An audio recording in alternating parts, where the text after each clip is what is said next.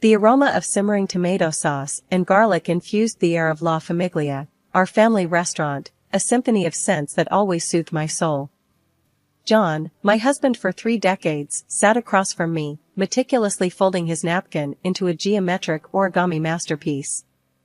"Honey," I said, tucking a wayward strand of hair behind my ear. "You've been working late an awful lot these past few weeks. Everything all right at the hotel expansion?" John looked up, a flicker of something unreadable crossing his features, before he settled into his usual confident smile. "Just some loose ends, nothing major. You know how it gets." We knew all right. Our entire lives were woven into the fabric of Isabella and John Incorporated. La Famiglia, the cozy corner hotel next door, and our chain of laundromats, all testaments to our shared dreams, countless arguments, and the relentless march of time. We were a team, a well-oiled machine that had weathered every storm life threw our way. Or at least, that's what I thought. "Maybe delegate some of it," I suggested, swirling the ruby red wine in my glass. "We have a great team, remember?" John chuckled, the sound lacking its usual warmth. "Relax, love. Everything's under control. Besides," he leaned in conspiratorially, his voice dropping to a husky whisper, "I might have a surprise for you soon." Intrigue sparked in my chest, momentarily pushing aside the nagging suspicion that had been growing like a weed in my gut. "A surprise, huh? Don't leave me hanging." John winked, a mischievous glint in his eye. "Not just yet. Let's just say you deserve a little R&R after slaving away for all these years." The following weeks were a flurry of activity. John orchestrated everything, flights, reservations, even hiring extra help at the laundromats. The surprise, it turned out, was a solo trip for me. A whole month in South Africa, a country I'd dreamt of visiting for years. "Just you and some well-deserved relaxation," John had explained, his eyes holding a warmth that had been absent lately. "No work, no worries, just you and the breathtaking scenery." The day of my departure arrived. John, looking oddly nervous, helped me into the cab. As I pulled away from the curb, I cast a final glance at our house, bathed in the golden hues of the afternoon sun. South Africa unfolded like a breathtaking tapestry before me. I documented it all on social media, a relentless stream of photos chronicling my solo journey. Back home, John's "missing you" texts felt hollow, but I pushed it down, attributing it to the stress of running the businesses alone. Finally, after a month of exhilarating freedom, I came back home, ready to return to the familiar rhythm of life. Stepping off the plane, the first thing I did was switch on my phone. A torrent of messages flooded my inbox, friends oohing and awing over my pictures, John's usual "welcome back" text conspicuously absent. A knot of unease tightened in my stomach. Dismissing it as jet lag, I hailed a cab and headed home. The familiar street, lined with towering oak trees, brought a wave of comfort. But as I approached the house, a sickening feeling washed over me. My key wouldn't turn in the lock. Panic clawed at my throat. I jiggled the handle, shoved the key in again, frustration building with each failed attempt. Finally, pulling out my phone, I dialed John's number. It rang once, twice, then a cold voice answered the phone. "Hello?" "John, it's me, Isabella," I stammered, my voice tight with confusion. "Why won't my key open the door?" A beat of silence followed, then a sigh. "Isabella. Look, there's no easy way to say this." John's voice, usually warm and comforting, was flat and emotionless. "I sold the house." The words hit me like a physical blow. "Sold the house? What are you talking about?" My voice cracked with disbelief. "Without even discussing it with me?" Another sigh, tinged with what sounded like annoyance. "There's a lot to unpack here, honey. Look, the truth is, I filed for divorce. We need to split things up." The phone almost slipped from my grasp. "Divorce? John, what are you saying?" Tears welled up in my eyes, blurring my vision. "We've been married for 30 years. "I know, honey, I know," John said, his voice softening a touch. "But things change. I met someone, younger, and well." He didn't need to finish the sentence. The truth, ugly and raw, slammed into me. The missing texts, John's distant behavior, it all clicked into horrifying place. Someone younger, huh? I repeated, my voice laced with bitterness. And who might that be? Another pause, this time filled with an uncomfortable tension. It doesn't matter, Isabella. The important thing is, we need to move forward. The business will be split in half. You get the laundromats, and I'll keep La Famiglia and the hotel. The laundromats? That's all I get? Fury bubbled up inside me, hot and volatile. After all these years? The call ended abruptly, leaving me standing in the parking lot, the phone clutched in my hand like a useless relic. With trembling hands, I knocked on the door, the one that no longer belonged to me. This time it swung open a moment later. Standing in the doorway, a smug smile plastered across her face, was a woman I vaguely recognized, John's secretary, Sarah, clad in a skirt that defied the laws of physics and a top that screamed, bought on impulse. She looked like a caricature of everything I wasn't, young, blonde, and possessing a kind of airhead confidence that grated on my nerves. Isabella, she drawled, her voice dripping with fake sympathy. John mentioned you were coming back today. Where is he? I demanded, voice tight with barely contained anger. Sarah's smile widened, a touch too sharp around the edges. Out celebrating our new life, of course. But before you get any ideas, she added, her tone turning pointed, this house belongs to me now. She flourished a key in front of my face, the glint of metal mocking me. And him too, I suppose, I spat, unable to hold back the bitterness that stained my voice. Sarah's smile faltered for a second, a flicker of something akin to disgust crossing her heavily made-up face. But it was quickly replaced by a smug grin. Thanks for the well wishes, honey, she said, her voice laced with a condescending sweetness. Don't you dare call me honey. Gold digger, I growled, pushing past her into the house. The familiar space, once a haven of comfort, now felt alien. John's belongings had vanished, replaced by cheap, gaudy furniture that screamed Sarah's gaudy taste. Sarah's carefully constructed facade crumbled. Her eyes narrowed, and a vicious glint replaced the fake sweetness. Watch your mouth, old lady, she hissed, her voice surprisingly low and dangerous. For a moment, we stood there, locked in a silent battle of wills. Finally, Sarah broke the silence, her voice regaining its saccharine quality. Look, honey, she said, feigning concern. The cops are on their way to escort you out. John wouldn't want any trouble. The cops? I scoffed, disbelief momentarily overriding my anger. This is my house. Not anymore, sweetie, Sarah purred, stepping closer. Now get out before I have you removed.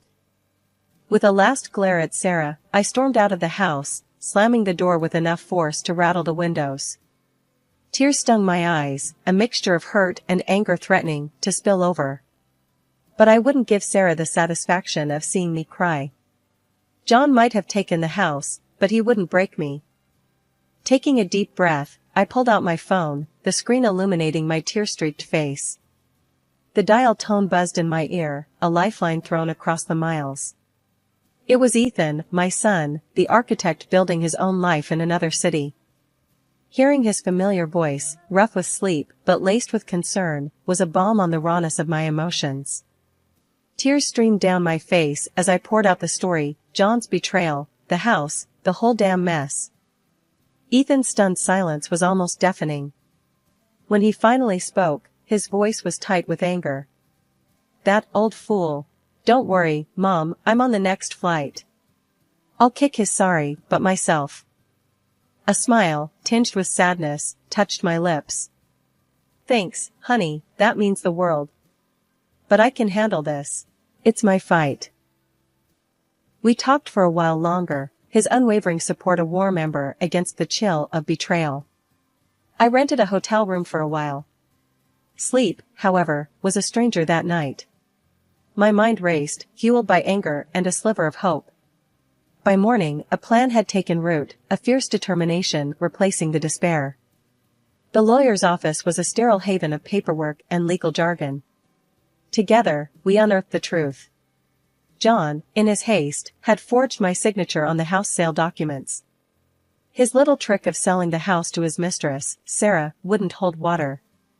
The courtroom was a tense battleground. When the judge ruled in my favor, returning the house to me and splitting the business fairly, a wave of relief washed over me. It wasn't a complete victory, the laundromats paled in comparison to the hotel and restaurant John kept, but it was a start. The key felt heavy and satisfying in my hand as I approached the house. The front door swung open before I could even knock. There they stood, John and Sarah, faces stormy with frustration. John opened his mouth to speak, but the words died on his lips. "Shouldn't you two lovebirds be somewhere else celebrating your new life?" I asked, my voice laced with steely sarcasm. John sputtered, his face morphing between rage and disbelief. Sarah, her carefully applied makeup cracking, threw me a venomous look. "You won't get away with this," she hissed. I simply shrugged. "Actually, honey, I already have." 2 months had passed since the courthouse victory, and tonight, I was the guest of honor at the annual City Hope Charity Gala. Stepping out of the limousine, I took a deep breath, the cool night air tingling on my skin. Diamonds sparkled at my throat, a glittering shield against lingering vulnerability. Then I saw them.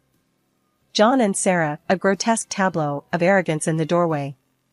"Isabella," John drawled, his voice dripping with a false cordiality that made me want to spit. "Looking, well." He didn't actually believe that, of course.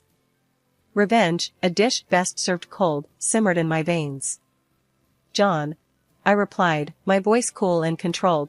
"Try harder." He opened his mouth to retort, but I cut him off. "Don't worry," I said, my gaze flickering to Sarah. "You have each other now. A perfect match of shallowness." John's smile faltered for a second, then he puffed out his chest. "At least I have a young wife," he declared loudly, his voice aimed more at the gathering crowd than me. "Someone beautiful, unlike—" He didn't finish the sentence, but the implication hung heavy in the air. Murmurs rippled through the crowd. A flicker of anger sparked within me. Time for a little public education. As I was escorted towards the stage, the microphone felt heavy in my hand, a weapon more potent than any diamond. "Good evening, everyone," I began, my voice ringing out clear and strong. "Many of you know me as a businesswoman, but tonight, I want to share a different story, a story about betrayal, resilience, and ultimately, hope." Taking a deep breath, I recounted the events of the past few months, the locked door, the forged signature, the fight for what was rightfully mine. A hush fell over the audience, their eyes glued to me. "And that's why," I concluded, my voice steady, "I've decided to use my experience to help other women caught in similar situations. Tonight, I'm announcing the launch of the Isabella Foundation, a safe haven for women facing financial hardship due to divorce or separation." The room erupted in applause, a wave of support washing over me. John, his face flushed with humiliation, shrunk back into the shadows. Sarah, her carefully constructed facade crumbling, looked like a storm cloud about to burst. The charity gala had been a turning point. John and Sarah slunk away like scolded puppies, but their defeat was far from sweet. The next few days were a living hell. My phone buzzed incessantly with a barrage of vile texts from Sarah, each message a venomous attack on my looks, my age, anything she could dredge up to try and hurt me. Ignoring the digital bile, I called John. "Get your mistress under control," I demanded, my voice laced with steel. John's response was a cold laugh. "You made your bed, Isabella. Now lie in it." That callous response was all the confirmation I needed. John wasn't just content with leaving me, he actively wanted to see me fail. Fine. Two could play that game. John had kept the flashier La Famiglia restaurant, while I ended up with the chain of laundromats. Not exactly a fair split, but I wasn't about to let it break me. Digging deep, I sold a few of the less profitable laundromats. With the cash, I did some intel gathering and discovered that surprise, Sarah was now managing La Famiglia. A slow smile spread across my face. It was time for some good old-fashioned competition. Right next door to La Famiglia, a dusty old diner was up for sale. It wasn't much to look at, but the location was perfect. This was going to be my redemption song. The diner underwent a metamorphosis. Gone were the greasy booths and chipped mugs. In its place emerged a vibrant, modern eatery, Isabella's Kitchen. I poached most of John's best staff. Turns out, they weren't exactly thrilled about working for a screeching banshee like Sarah. I knew La Famiglia's weaknesses: overpriced, outdated menu, and terrible online presence. Isabella's Kitchen offered a fresh, seasonal menu at competitive prices. We launched a sleek website with online ordering and a generous loyalty program. The grand opening was a roaring success. The place buzzed with energy, a stark contrast to the gloomy silence next door. Word of mouth spread like wildfire. Customers who used to frequent La Famiglia for lack of options now had a superior choice. Sarah, predictably, showed up at my door, a screeching harpy, demanding to see a manager. The security guard, a burly ex-Marine I'd hired, took one look at her and politely suggested she take a hike. A year later, La Famiglia was a boarded-up shell, a testament to John's poor taste in both mistresses and business partners. As for me, Isabella's Kitchen was thriving, a beacon of success built on the ashes of betrayal. John, if you were listening, this one's for you. Never underestimate a woman scorned. A few months later, Ethan, my architect son, burst into my office, a glint of mischief in his eyes. We'd grown closer since my whole rebirth ordeal, and his visits were always a welcome break from the daily grind. This time, though, the news he carried was unusual. "Mom," he began, lowering his voice conspiratorially. "Guess what the city's planning?" "Spill it, kiddo," I said, putting down my pen, intrigued by the hushed tone. "They're building a sewage treatment plant right next to Dad's fancy hotel." A slow smile crept across my face. John, bless his clueless heart, had poured all his remaining money into that hotel. It was his pride and joy, the last bastion of his successful post-divorce life. This little tidbit from Ethan, however, felt like the universe handing me a golden ticket. "Are you sure?" I asked, wanting to confirm the sweet, sweet karma. "Positive," Ethan grinned. "Saw the blueprints myself. Apparently, it's prime location for these treatment things. Not exactly the view Dad was banking on for his luxury experience." The image of tourists lounging by a pool while the aroma of raw sewage wafted through the air was enough to make me snort with laughter. "Should I tip him off?" Ethan asked, a mischievous glint in his eyes. The temptation was strong. But I remembered the abuse his mistress had hurled at me, and the pity disappeared from my heart. "Nah," I said, a steely glint entering my own eyes. "Let him stew in his own ignorance. This one's on him." John, ever the gambler, had also taken out a hefty loan to expand the hotel, further tying himself to the sinking ship. The news about the sewage plant hit the local news a few months later, causing a predictable public outcry. Tourists canceled reservations in droves, and John's once gleaming hotel became a ghost town. One morning, I woke up to news that the hotel had officially shut down. John, drowning in debt and a bitter taste of defeat, had vanished. My heart didn't exactly do a victory dance. After all, the man was still the father of my son, but a sense of quiet satisfaction settled in. Karma, it seemed, had a wicked sense of humor. Isabella's Kitchen, meanwhile, was thriving. Life, it seemed, had a funny way of balancing the scales. John may have gotten his young wife, but I got the last laugh, and a thriving business, to boot. As I raised a glass of champagne in celebration that night, I silently toasted to a future filled with delicious food, loyal customers, and the sweet taste of well-deserved revenge. Isabella's Kitchen wasn't just a restaurant anymore, it was my muse. The anger that fueled its creation had morphed into a deep passion for creating a unique dining experience. The real joy came from the happy faces around the tables, the satisfied murmurs about the food, the buzz of conversation that filled the air each night. Ethan, my ever-supportive son, saw this shift in me. He knew the story behind the restaurant, but also saw the potential it held. "Mom," he said one day, his eyes gleaming with a familiar architect's fire, have I ever shown you my crazy ideas for expanding Isabella's kitchen? Crazy? I asked, intrigued. Ethan had a wild streak when it came to design, a quality I both admired and feared in equal measure. He pulled out a tablet, his finger flying across the screen. What unfolded was a vision that left me speechless. The existing building would be incorporated into a new, modern structure that defied categorization. Glass walls offered diners panoramic views of the city, while the rooftop transformed into a lush, open-air garden complete with cascading waterfalls and hidden nooks.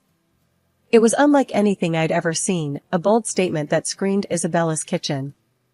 Whoa, kiddo, I breathed, a grin splitting my face. That's insane. Exactly. Ethan grinned back. We can create an experience, Mom. Not just a place to eat, but a destination. We dove headfirst into the project. The construction phase was a whirlwind of activity, the constant hum of machinery a soundtrack to my excitement. Finally, the day arrived, the grand reopening of Isabella's Kitchen 2.0. The reaction was beyond anything I could have imagined. Journalists clamored for interviews, bloggers dubbed it the city's new architectural landmark, and customers lined up around the block for a chance to experience the transformed space. Business boomed, reservations became a necessity, and the success was intoxicating. As for John, well, rumors swirled that Sarah, the young gold digger, had finally gotten bored and flown the coop. He was apparently drowning in debt and, according to Ethan, had become a social pariah. Months melted into a blur of activity. Isabella's Kitchen 2.0 was a runaway success, the reservations booked solid weeks in advance. Ethan, my ever-enthusiastic partner in crime, was a whirlwind of ideas, constantly brainstorming new locations and menu concepts. The dream of a restaurant chain, once a distant flicker, was now a very real possibility. One crisp autumn afternoon, however, the past came knocking on my door, quite literally. It was John, looking like a deflated balloon, his once polished suit hanging off him like ill-fitting armor. The arrogance that used to define him was gone, replaced by a weary desperation. Isabella, he rasped, his voice hoarse. Can I come in? What do you want, John? My voice was cool, devoid of the anger that used to simmer just beneath the surface. He shuffled in uninvited, his eyes darting around the tastefully decorated foyer. I need your help. The audacity of it almost made me laugh. This man, who had betrayed me, lied to me, and tried to take everything I had, now expected me to be his savior. Help? I echoed, my voice laced with disbelief. After everything you've done? John slumped onto a nearby chair, the bravado completely gone. I messed up, Isabella, he admitted, his voice barely a whisper. Big time. Sarah left me high and dry, the hotel's gone belly up, and I'm drowning in debt. A part of me, a very small part, felt a flicker of pity. But mostly, I felt a cold satisfaction. Karma, it seemed, had a hefty right hook. So you want what? I asked, my voice devoid of sympathy. A handout? A loan? John shook his head, a flicker of something like shame crossing his face. No. I miss you. I miss the life we had. The laugh that escaped my lips was devoid of humor. That life is gone, John. And you blew it up yourself. He looked like a kicked dog, his shoulders slumped in defeat. For a moment, I almost felt sorry for him. Almost. There's nothing I can do for you, John, I said finally, my voice firm. You need to make your own bed now, and lie in it. He stood up slowly, defeat etched on his face. I understand, he mumbled, shuffling towards the door. I wanted you to know I was sorry. Sorry doesn't fix things, John, I said, the last vestige of pity evaporating. It never did. He nodded, his face a mask of misery, and stepped out into the cool afternoon air. I watched him go, a strange sense of peace settling over me. Life, it seemed, had a funny way of working itself out. Standing there, the scent of success swirling around me, I knew one thing for certain: never give up on yourself, fight for what's yours, And never underestimate the power of a good revenge dish, served piping hot with a side of self-made success.